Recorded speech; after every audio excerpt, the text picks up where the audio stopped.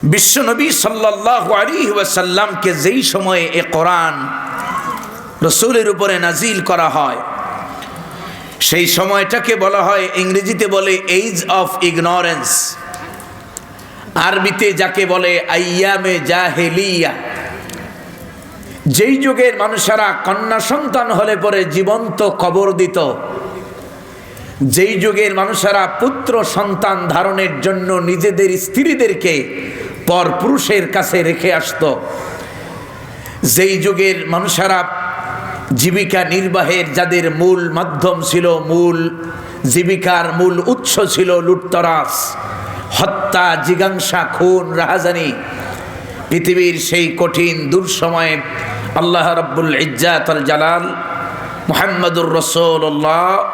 সাল্লাল্লাহু আলাইহি ওয়াসাল্লামকে এ কোরআনে কারীম দিয়ে